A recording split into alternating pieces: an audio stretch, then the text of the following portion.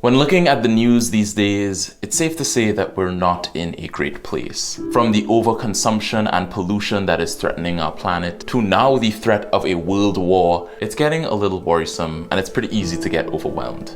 But now I've learned that there's ways that I can stop those negative feelings, make myself feel a bit better, and bring some positive impacts to those issues. These are some of the realizations that I've had, and if you are a similar situation to what I was in, I hope that they help you too. Step 1. Let your focus match your impact. Now, in the modern world, we are constantly bombarded by negativity in news and social media. Almost every day, it looks like there is a new crisis in the headlines. Our brains are hardwired to be wary of negative news so that we could survive. Our genetics are forcing us to think this way. Now, that type of mindset was probably really helpful when we were cavemen running from saber-toothed tigers. But now that mindset harms more than it helps. That's because it takes too many of our forks.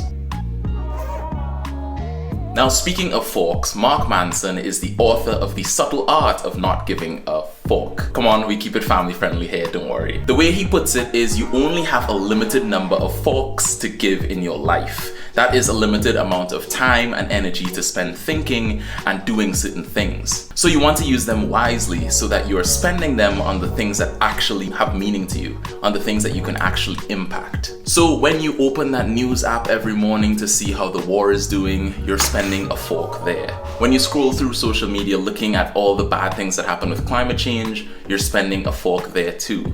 And so on, it will go throughout the day until you come to something where you really need to give a fork about and spend your time and energy to actually impact. You're all out. Fork.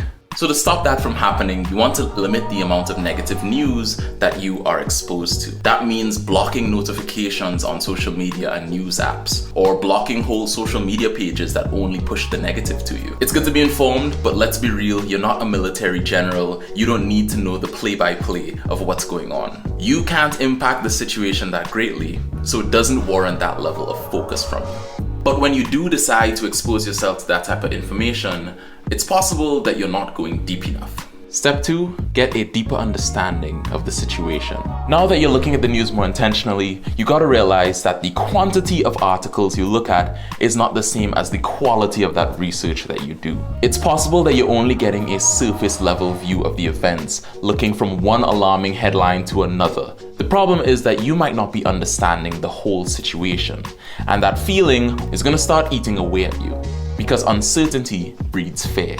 But the antidote to that fear is knowledge and doing your research. That is something that I did recently. I was getting really anxious and nervous about the Ukraine-Russia war. I thought that in the next few days, the world would be plunged into a global conflict. So that is what I tried to find out.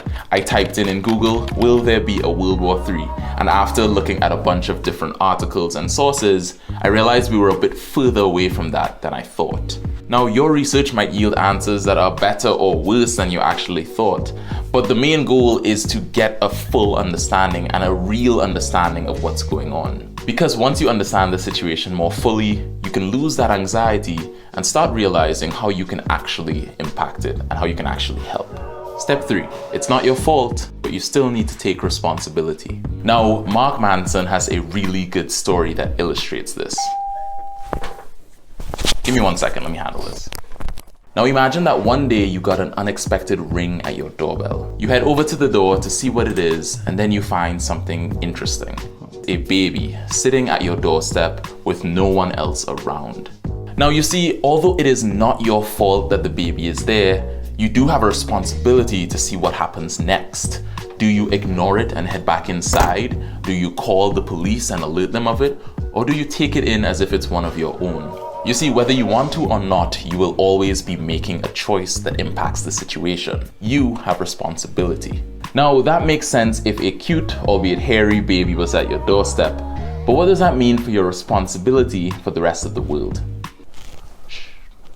Again, unless you're Vladimir Putin, it's probably not your fault that there are big problems in the world. But you are responsible for how you react to those problems. Now, you can choose to remain helpless and overwhelmed, or you can accept the situation and focus on what you can impact. And although you might not be able to solve the world's big problems on your own, even if it's in a tiny way, you can still make them better.